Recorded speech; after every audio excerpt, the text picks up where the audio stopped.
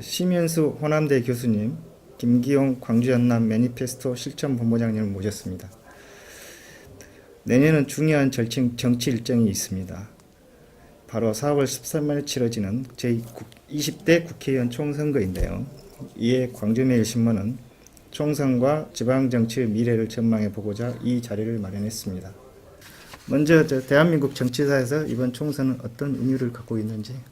이번 총선은 이제 20대 총선인데 굉장히 역사가 많이 됐죠. 우리나라 정치사에서도 보면은 21세기에 들어서서의 어떤 이 총선은 사실은 그 성숙한 민주주의를 위한 그런 참 선거가 돼야 되는데 지난 4년간에 걸쳐서 총선의 결과로서 얼마나 이 선량 국회의원들이 국가 발전을 가져왔는지 이런 거에 대한 비판적인 여론이 많지 않습니까? 그런 차원에서 우리가 성숙한 민주주의, 분별력 있는 민주주의의 시험대 역할을 해야 되겠다. 그래서 최근에 나온 대로 어떤 정치 혁신, 정치 개혁이라는 것이 담아내는 그와 같은 선거가 돼야 하지 않겠느냐. 또 이제 방금 말씀하셨듯이 정치사적인 측면을 봐서는 2017년 대선을 앞두고 또 2018년에 지방선거가 있죠. 앞두고 있어서 이게 계속 1년의 선거 과정을 치르게 되는데 결국에는 우리 정치 발전을 위한 아주 매우 중요한 그런 선거가 된다라는 생각을 해봅니다. 우리나라에서 치르는 선거뿐만 아니라 세계적으로 선거는 매우 중요한 행사이죠. 그런데 이제 특히 이번 20대 총선이 중요한 이유는 우리 사회가 갖고 있는 구조적인 문제를 극복하기 위해서는 이번 총선이 매우 중요하다고 볼 수 있습니다. 그 구조적인 문제라는 것은 1987년에 개헌을 이루고 나서, 그러니까 그 당시에 절차적 민주주의를 이루고 나서 그 다음 단계, 그러니까 형식적 민주주의는 어느 정도 완성이 됐지만 사실은 이제 실질적 참여 민주주의를 실현하기에는 구조적인 한계에 직면해 있다고 볼 수가 있거든요. 그러면 그것을 극복하기 위해서는 이제 우리 사회의 구조적인 문제를 개선하기 위한 개헌이라는 과제가 있다고 볼 수가 있습니다. 그러면 그 개헌이라는 과제를 실현할 수 있는 국회의원들을 뽑아내야 되는 시기가 됐기 때문에 20대 총선은 그 다른 선거보다 더 중요한 의미를 가질 수밖에 없는 것은 개헌의 과제를 수행할 수 있느냐 없느냐에 대한 문제를 안고 있기 때문이라고 볼 수가 있고요. 또 하나는 이제 경제적인 의미로 놓고 봤었을 때 우리 사회가 극복해야 될 하나 또 트라우마 중에 하나가 97년 IMF가 끝나고 나서 양극화 체제가 굉장히 심각한 상태가 됐었는데 이런 것들을 이제 구조적으로 해결하기 위해서는 물론 경제에 대한 성장 동력을 만들어야 되는 부분도 있지만 이제 제도적으로 이런 불공정하고 또 그 양극화되어 있는 것을 극복하기 위한 제도적인 장치를 만드는 정치 시스템을 구성하는 것도 중요하기 때문에 20대 총선은 그런 의미 속에서 매우 중요한 의미를 갖는다고 볼 수가 있습니다. 유력한 대선 주자인 무소속 안철수 의원이 신당을 지금 창당을 가속하고 있습니다. 어떻게 좀 보십니까, 교수님? 지난 대통령 선거 이후에 새정치 그 이전에 그 현재 야당이 10년간을 집권하고 나서 이제 그 현 여당 새누리당이 두 번째 지금 집권하고 있지 않습니까? 근데 실질적으로 지난 대선 이후에 한국 사회에 불어왔던 것은 정치 개혁과 정치 혁신의 열망이었고 특히 이 호남 광주를 중심으로 한 그 정치 그 개혁에 대한 열망이라는 것은 대단했었어요. 하지만은 그 현재 야당의 그 어떤 동력, 그 정치 발전과 우리 국가 발전을 위한 그 동력이 이 정치력이라고 할 수 있는 이것이 상실된 시점에서 결국 안철수 현상이라는 것이 그대로 가져가면서 지역민들이 굉장히 안철수 현상을 갈구하고 있지 않습니까? 그건 안철수 현상이라고 붙이는 것은 소위죠. 그래서 그런 그 현상을 과연 새로운 그 신당 세력들이 얼마나 해줄 수 있겠느냐. 그 중심권에 있는 것이 역시 과거의 안철수 현상의 그 안철수 의원이죠. 그러면서 이와 같은 것은 시작은 결국 어떻게 됐느냐. 리더십의 분열은 많은 계파와 연합이 있다고 한다면은 연합정치, 민주주의는 어차피 연합정치 갈 수밖에 없는데 책임을 져야 됩니다. 실패에 대한 책임을 짓고 특히 정당의 생명은 정권의 장악에 있고 그 다음에 선거에 있습니다. 선거는 곧 민심입니다. 유권자의 마음이죠. 그런데 그 민심에서 패배한 여러 가지 과정을 거치면서도 결국에는 현재의 이제 더불어민주당이라는 현 정당이 결국 그 정치력을 잃어버렸죠. 이런 측면에서의 결국에는 민심이 갈라져 있는 마당에 그것을 계속 그 책임을 면하려는 그런 측면을 가다 보니까 결국 리더십의 분열을 가져왔고 계속적으로 분열과 파탄, 그 다음에 신당 창당이 지속되고 있다라고 보여집니다. 예, 제가 정치 분야를 잘 모르는 분야이기 때문에 언급하기가 좀 조심스럽긴 한데요. 몇 가지 좀 말씀을 드리자면 이제 그 선거를 앞두고 정당을 창당하는 게 과연 정당한가에 대한 문제에서부터 좀 접근을 해서 지역적인 측면을 놓고 봤었을 때는 좀 긍정적인 부분도 있다고 보고 있습니다. 그러니까 정치라는 것도 예측 가능한 구조로 좀 흘러가야 될 필요가 있는데 그래야지 유권자들이 안정적으로 자기 지지를 표명을 할 수 있는 구조가 형성이 되는데 지금 같은 구도, 그래서 선거를 불과 서너 달 남겨놓고 정당을 창당하고 지지를 호소하게 되면 결국에는 이게 인기투표적 성향으로 전락을 하게 되고 그래서 합리적인 선택을 하는데 좀 제약적 요건이 되기 때문에 이게 가장 큰 문제라고 볼 수가 있습니다. 다만 이제 그 우리 지역 입장을 놓고 봤었을 때는 지금까지 이제 지역이 정치가 한 정당에 의한 특정 정당에 의한 독점 구도가 형성이 돼 있었기 때문에 유권자의 선택이 좀 제한된 측면이 있었거든요. 그런데 새로운 정당, 그러니까 대한정당이 출현을 하게 되면서 좋은 정치 세력을 선택할 수 있는 기회를 줬다는 측면에 대해서는 긍정적으로 판단할 수 있다고 보고 있습니다. 하지만 이제 지금의 정치 상황이 너무나 급변하고 있고 유권자들이 그것을 충분히 인지하고 합리적인 선택을 하는 데는 여전히 좀 많은 한계가 노출된 부분도 있어서 아쉬운 부분이 크다고 보고 있습니다. 지역민들의 바람은 아무래도 야권이 지금 세 갈래로 그 신당에 추진되고 있지만 결국에는 하나로 모아지는 것이 지역민의 민심이라는 것이 압도적으로의 어떤 그 과거 대선 이후에 권력을 향한 그런 측면에 호남 기반의 어떤 그 권력을 희구하고 있지 않습니까? 이런 차원에서의 전략적 선택을 지속적으로 지역민들을 해나갈 수밖에 없지 않을까. 하지만은 현재의 그 분열과 분당 또 신당의 움직임을 놓고 본다고 한다면은 그것을 통합할 수 있는 측면들이 과연 총선까지 그려낼 수가 있겠느냐.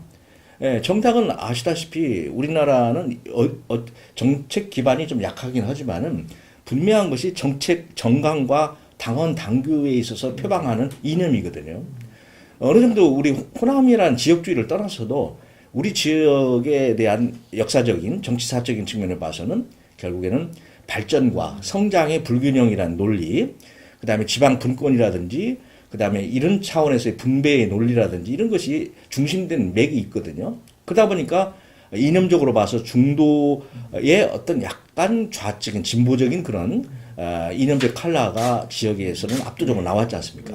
이런 차원에서 결국에 정책을 중심으로 해서의 야권 연대라는 것이 가능한데 그냥 두리뭉실하게 하나의 짬뽕 형태로 믹스하는 그런 형태는 아마도 결국 어느 지역에서나 마찬가지로 어렵지 않겠느냐 그런 생각을 해봅니다. 특히 우리나라가 서두에 말씀드렸지만은 그 분별력 있는 민주주의가 되고 학력들이 높기 때문에 다 판단력이 있습니다. 그런 차원에 있어서의 사사로운 개인적 이해관계로 야권 연대라든지 이런 것들은 결국 지역민들의 사랑을 받지 못할 것이다. 그렇게 전망을 해봅니다.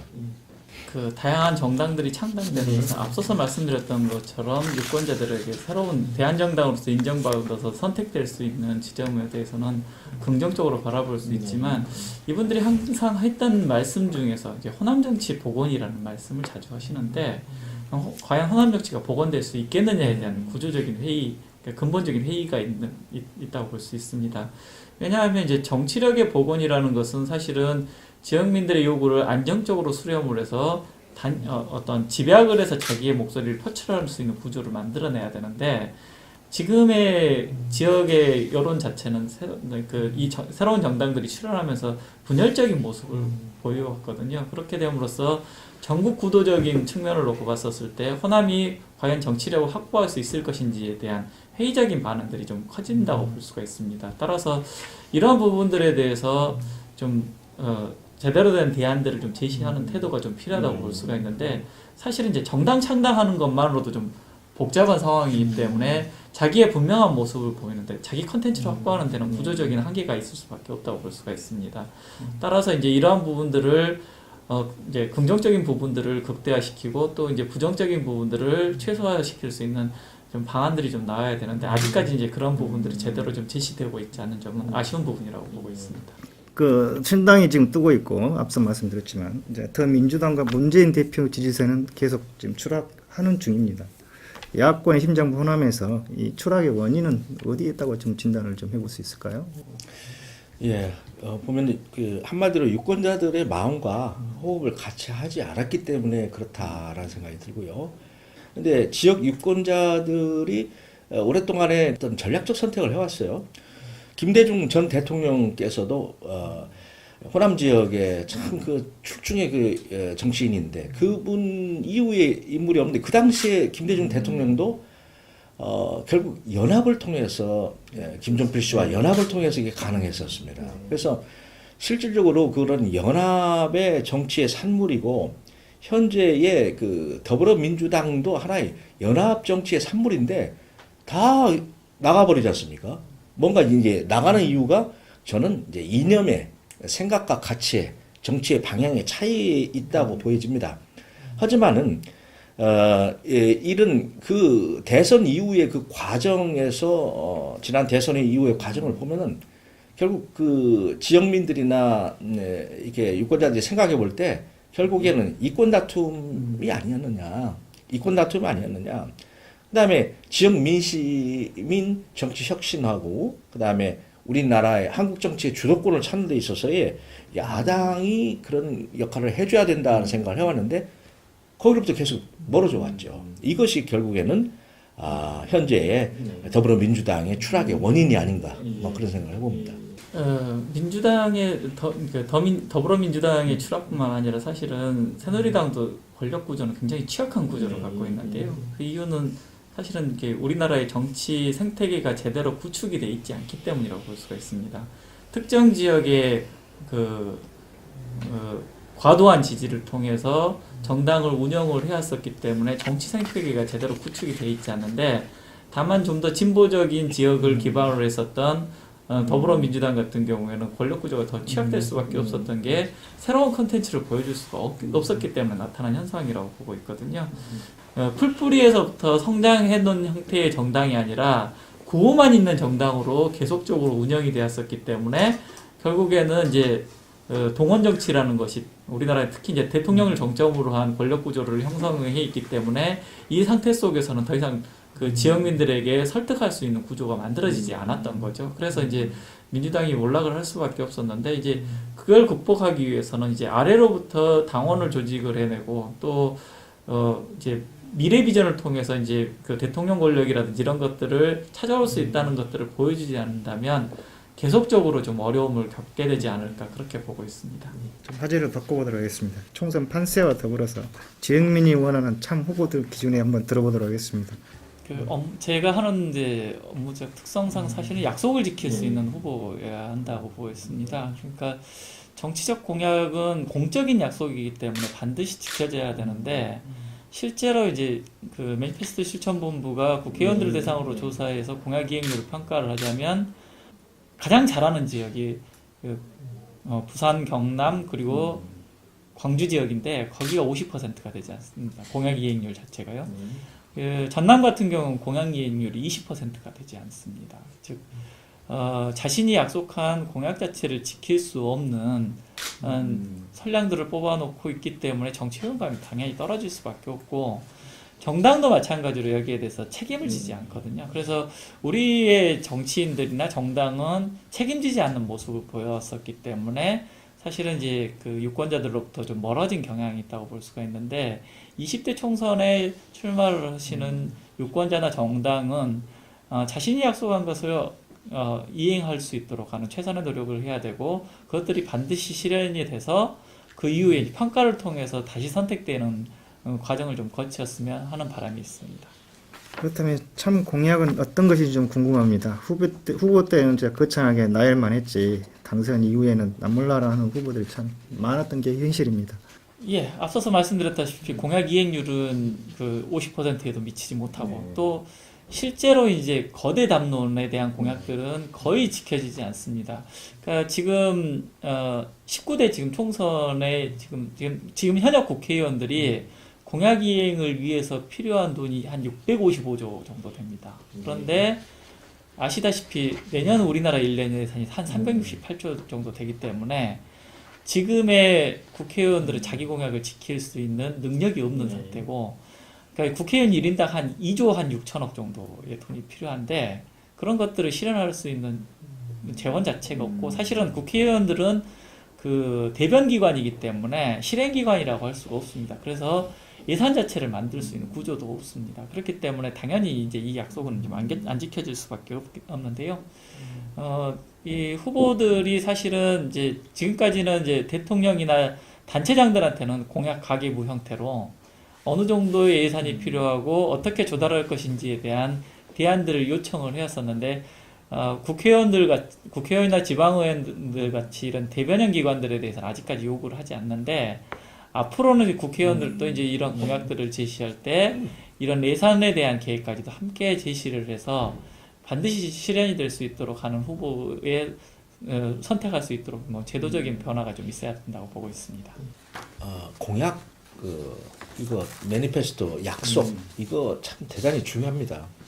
유권자들이 그 가장 원하는 것이 무엇이냐, 살아가는 데 있어서 가장 원하는 것이 무엇이냐라는 것을 거꾸로 가장 고통받는 것이 무엇이냐를 생각해 보면 명확해질 것 같아요.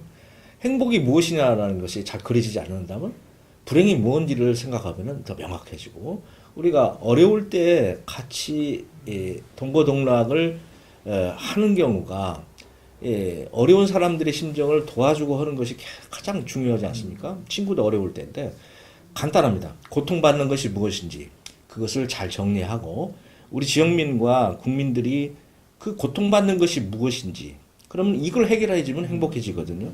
그래서 정당과 후보자들이 공약을 할 때는 그런 유권자들이 고통받는 것이 무엇인지를 명확하게 해서 그것을 좋은 방향으로 바꿔 놓는 것, 약속이 이것이 쉽게 얘기하면 공약이죠. 그런데 이제 너무 남바르다 보니까 이 방금 뭐 지적이 있었지만은 결국에는 이 부풀리기 공약, 그 다음에 실현하지 못하는 그런 공약들이 결국에는 우리 사회를 불건전한 사회로 만들고 그렇게 정의를 추구하는 사회로 만들어 나가는 것 같습니다. 그 다음에 내년 선거에서는 특히나 국가적인 재정 한계를 그 염두에 두어서 유권자들이 결국에는 쓸데없는 공약을 외치는 사람들에 대해서는 아마 철퇴를 가하는 그런 그 선거가 돼야 하지 않겠냐 생각을 해봅니다.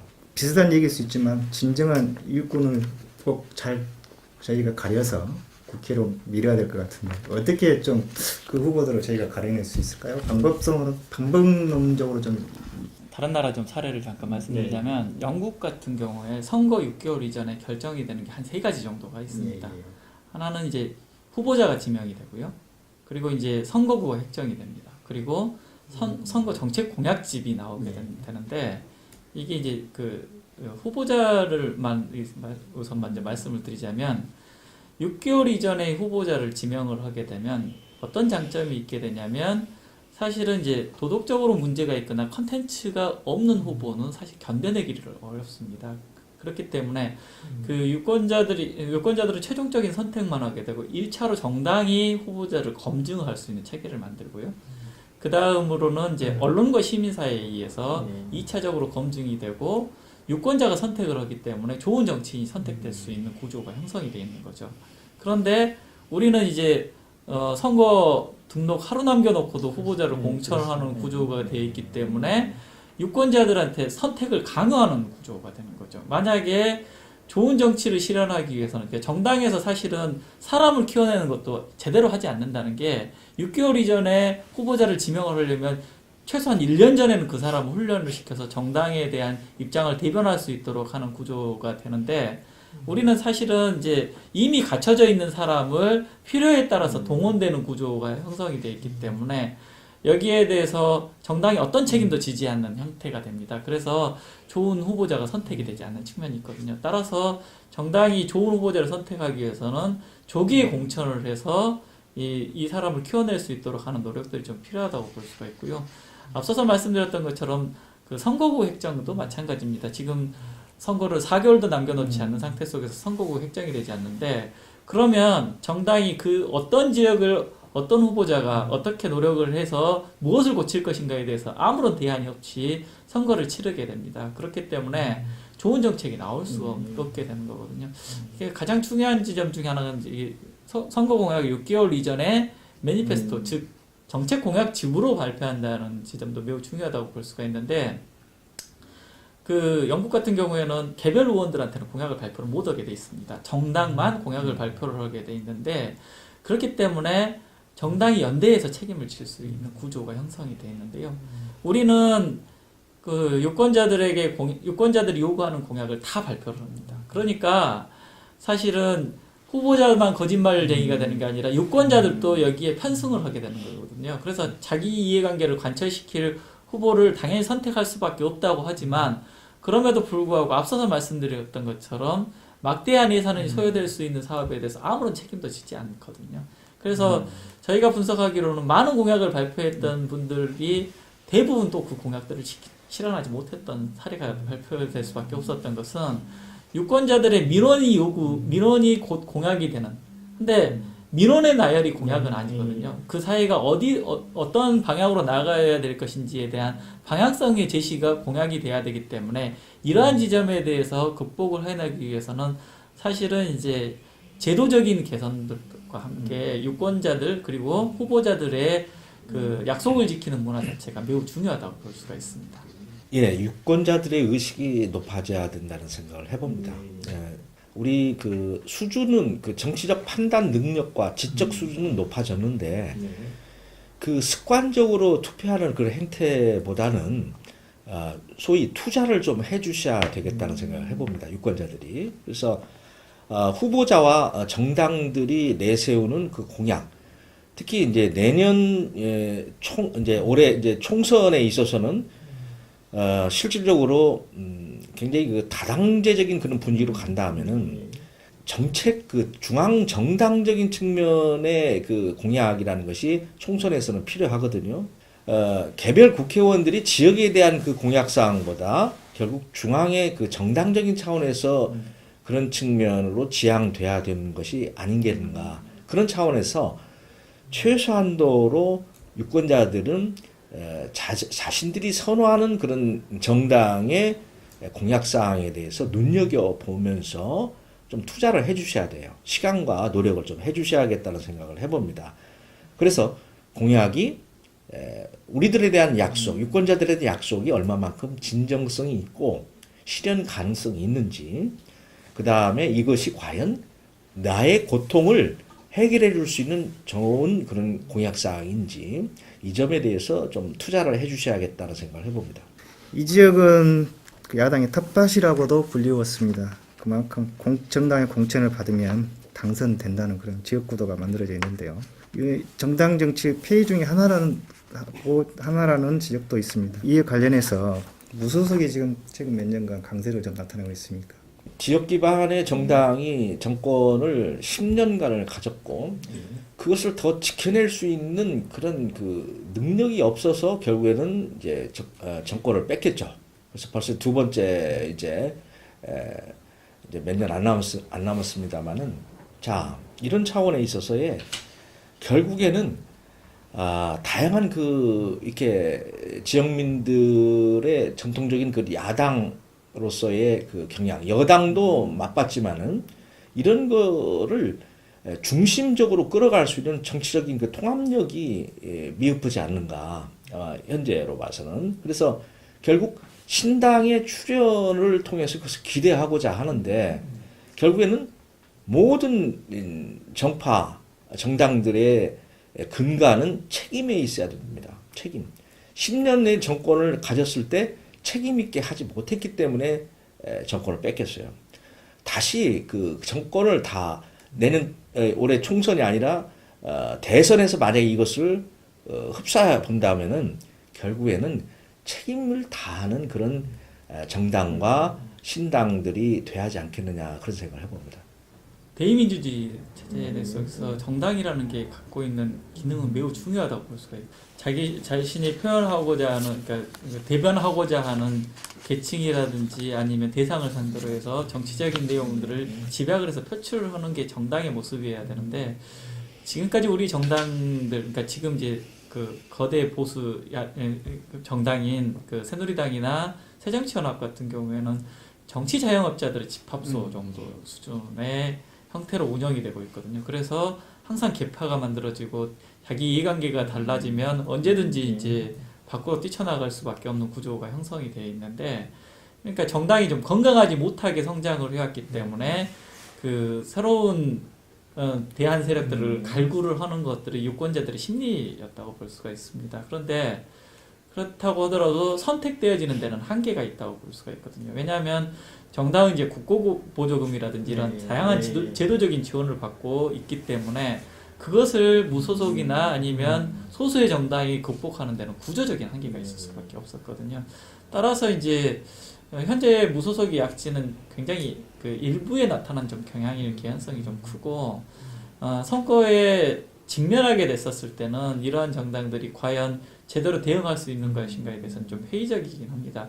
그러기 위해서는 사실은 지금 같은 경우에 정당을 어떻게 민주적이고 그 건강한 정당으로 만들 것인가에 대한 고민이 좀 필요한 시점이라고 볼 수가 있고, 새로운 대한정당들 같은 경우에는 지속 가능한 정당으로서 어떻게 발전시킬 것인가에 대한 구체적인 비전을 좀 제시해야 될 측면이 있는데, 이 두 가지 측면들이 다 안 보이고 있기 때문에 예단하기는 좀 어렵지만, 아무래도 지금 그 관성의 정치 형태로 놓고 봤었을 때는 무소속이 그 약진을 해서 대한 세력으로서 인정받는 데는 구조적으로 한계가 있다고 보고 있습니다.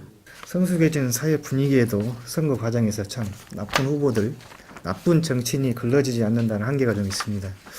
어떻게 좀 이걸 좀 개선을 좀 해봐야 될까요? 제도적인 방법이 좀 있겠습니까? 어떻습니까? 충분히 노출이 돼서 검증이 돼야 되거든요. 그러니까 정당도 검증을 해서 그 후보자들이 공적인 역할을 할 수 있도록 그 훈련을 시켜줘야 되는 측면이 있고, 또 언론과 시민사회도 여기에 지속적으로 관심을 갖고 협력해 나가는 모델을 좀 만들어야 되는데, 이게 그 이런 것들을 좀, 이건 사실은 자신들이 만들어야 되거든요. 정당이 만들어야 되고 국회가 만들어야지. 그러니까 국회가 선거구를 일찍 획정을 해주고 정당이 후보자를 일찍 공천을 해주고, 또 그 정책공약집도 일찍 제시를 해줘야 되는데, 대통령 선거조차도 사실은 선거 한 2주 남겨놓고 정책공약집을 발행을 하는 구조가 되기 때문에 사실은 지금까지 이제 그 후유증이 나타나고 있는 현상이라고 볼 수가 있는데, 그래서 이런 부분에 대한 제도적인 개선이 좀 필요하다고 볼 수 있고,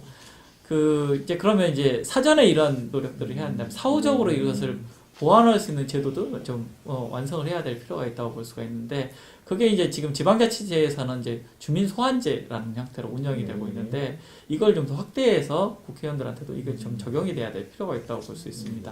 그래서 잘못된 정책에 대한 선택을 하게 됐었을 땐 유권자들이 이것을 심판할 수 있는 구조를 만들어내야 될 필요가 있다고 보고 있고요. 그렇게 하기 위해서는 이제 그런 제도들을 공약을 통해서 좀 제시를 해야 될 필요가 있다고 보고 있고, 최근에 이제 논란이 됐었던 국회의원 세비 문제 같은 경우에도 약속을 했지만 안 지키고 있는 상황이거든요. 근데 우리나라의 선출직 중에서는 유일하게 지방의회 의원들만 이런 문제들에 대해서 사회적 통제, 그러니까 그 의정비 심의위원회 같은 사회적 통제를 받고 있는데, 이러한 그 통제 시스템들을 전반적인 선출직에 적용을 해야 될 필요가 있고, 이번 20대 국회의원들이 출마를 하시는 분들이 이러한 부분들에 대해서 먼저 약속을 해서 반드시 이제 이런 부분들에 대한 제도 개선이 좀 있어야 한다고 보고 있습니다. 한국 정당 정치가 계속 혁신을 통해서 결국에는 그 무능한 그 정치인들을 걸러내고 그 다음에 불법적인 그런 그 일을 하는 국민의 또 세금이 또 들어가서 재보궐선거를 치르게 하는 그런 것들은 걸러질 필요가 있다고 보여집니다. 지속적으로 2015년 초에도 현재 여당과 야당이 골고루 다 이구동성으로 했던 것이 정도의 차이는 있었지만은 상향식 공천, 전면적인 그런 국민의 그 선거를 통해서의 공천을 하는 그런 방식을 선호를 했었어요. 그런데 저는 과연 될까 그랬는데 결국에는 이게 되지 않고 있지 않습니까? 결국 이번 총선에서도 어렵게 됐습니다. 그 이유는 왜 그러냐? 법을 만드는 국회의원들이 자기 당의 당헌 당규를 고치지 않고 말로만 그 상향식 공천을 하겠다 이런 것을 얘기를 했었어요. 그래서 당헌 당규를 고친 다음에 그 전면적인 상향식 공천이라는 것은 가능하다. 국민들이 참여하는. 그러나 이것이 안 되고 질질 그 끌고만 가다가 결국에는 안 됐지 않습니까? 이런 상황에서 볼 때 결국 정당 내부에 대한 법과 제도를 당헌 당규에 있어서의 좀 더 명확한 그와 같은 임무를 공직자 선출에 대한 당헌 당규 규정을 갖고 있지만은 보다 명확하게 그런 올바른 그 합리적인 그 정치인을 양산할 수 있는 그런 구조를 갖는 것이 필요하다 이렇게 보여집니다. 그래서 지속적으로 또 이런 상황에서 우리가 지역민들과 국민들이 정당에 대한 신뢰가 있는 것이지 사실은 뭐 요즘 SNS 시대고 뭐 홈페이지 온라인 시대인데 결국에는 그 수시로 뭐 양당의 어떤 정당에 관련된 그런 지역민과의 교감이라든지 이런 것들을 얼마나 내용이 올라갈까 보면 사실 참 마음이 차지 않습니다. 이런 차원에서 볼 때 결국 내실 있는 정당 정치를 해줌으로 인해서 결국 무능력하고 불법적인 그런 후보자 정치인들을 걸러낼 수 있지 않을까 그런 생각을 해봅니다. 호남 정치를 복원해야 한다는 주장도 지금 최근 높게 나오고 있습니다. 지역민들의 의식 개선 또한 중요해 보입니다. 어떻게 보십니까, 교수님? 지역민들에 있어서의 의식은 결국에는 그 과거의 개발 독재에 대한 그 저항의 측면에서의 민주, 인권, 평화라는 것을 많이 생각하는 경향이 있죠. 사실 지역이 갖고 있는 지역민들의 압도적인 생각은 결국 우리 지역민들이 추구해왔던 그런 민주인권 평화의 정신이 지속적으로 우리 새로운 권력을 또 창출해내고 나아가서 전 세계적으로 이렇게 도약할 수 있는 그런 정신적 기반은 돼 있다고 보여져요. 하지만은 실천적인 태도에서 결국 그 강한 그런 저항에 맞서다가 보니까 독재에 맞서다가 보니까 강한 또 저항으로서의 그런 목소리들이 굳어져 있다라는 생각이 듭니다. 그래서 중도층이라든지 보다 합리적인 그런 층들의 목소리는 조용해요. 그러나 최근에 들어 있어서는 그런 현상이라는 이름 하에서 나오듯이 그와 같은 목소리들이 반영되는 것이 결국에는 투표로서 연결이 된다. 그래서 실질적으로 민주주의라는 것은 견제와 균형의 정신인데 우리 유권자들, 지역민들의 생각에 이 견제와 균형 정신이 투표상으로도 이루어질 수가 있다라는 생각을 해봐요. 대통령 중심제인데도 불구하고 대권 창출에 있어서는 어떤 특정의 정당을 선호할 수도 있고 또 입법을 하고 행정부를 견제하는 국회의 권한에 있어서는 또 상대적인 그런 입장에서의 또 정치적인 그 선택의 그런 균형적인 감각을 지닐 수도 있어야 된다고 보여집니다. 옛날에 그랬으니 지금도 해야 된다는 그런 의식에서 벗어나서 우리 지역을 발전시키고 국가를 발전시키고 보다 큰 인권과 보다 큰 그런 평화를 지향하는 적극적 평화를 지향하는 개념에서의 그런 다양한 전략적 선택이라는 것이 우리 유권자들에게 기대가 되지 않나 생각합니다. 예, 호남이 우리 사회 정치를 주도했었던 시기가 있었죠. 그래서 거기에 대한 자부심도 굉장히 강했었던 시기가 있었는데 현재의 상태 속에서는 그렇지 못한 측면이 있거든요. 사실은 이거는 호남 유권자들의 문제라기보다는 이 정치권의 문제가 좀 더 컸던 상황이었긴 한데 그럼에도 불구하고 이제 우리 지역도 좀 그 정치 의식에 대한 변화가 좀 필요한 시점이 아닌가 보고 있습니다. 그 의식의 변화라는 건 사실은 그 우리 사회를 그 하나의 명제로 표현하자면 정치는 과잉인데 정치 학습은 부재한 사회에 살고 있지 않나에 대한 문제 의식입니다. 그래서 사실은 유권자들이 정치 의식은 굉장히 높은 것 같지만 사실은 정치 학습이 제대로 이루어져 있지 않기 때문에 한 특정한 정당이 계속적으로 독주할 수 있는 구조를 만들어놨던 측면이 있다고 볼 수가 있거든요. 따라서 이제 이러한 것들을 구조적으로 개선을 하기 위해서는 다음 단계의 업그레이드된 형태가 좀 필요하다고 볼 수가 있는데 선진국들에 나타나는 가장 기본적인 형식은 이것을 이제 제도적으로 민주 시민 교육을 할 수 있는 구조를 만들었다는 겁니다. 그래서 독일 같은 경우 16개 주마다 이제 시민정치 교육원을 두고 있고 미국이라든지 이러한 사회 선진국 사회 속에서는 정치 교육이 일상화될 수 있는 구조의 틀을 만들었었는데 호남이 다시 정치력을 복원하기 위해서는 이런 정치 학습을 제도화시킬 수 있는 틀들을 좀 만들어야 될 필요가 있고 유권자들이 여기에 대해서 적극적으로 참여할 수 있는 구조가 될 때만이 향후에도 이제 그 호남이 우리 사회 지역의 정치적 선도성을 유지할 수 있는 상태라고 볼 수 있습니다. 여전히 감각적으로만 호남이 그 민주인권 평화도시로 인정을 하는 것은 좀 한계가 있다고 볼 수가 있고요. 이제 그런 것들이 이제 현실적으로 나타나는 게 이제 사회연대 의식이라든지 이런 것들을 조사해 본 지수를 놓고 봤었을 때 광주 전남이 거의 이제 10위권 정도 수준밖에 안 되지 않거든요. 그래서 앞으로도 이제 이런 것들을 극복해내기 위한 것은 사실은 의식적인 문제만큼 제도적으로 이제 그 정치 학습을 일상화시켜낼 수 있는 노력들이 좀 필요하다고 보고 있습니다. 이상 귀한 말씀 잘 들었습니다. 심 교수님, 김 본부장님 시간 내주셔서 감사드립니다. 네, 감사합니다. 감사합니다.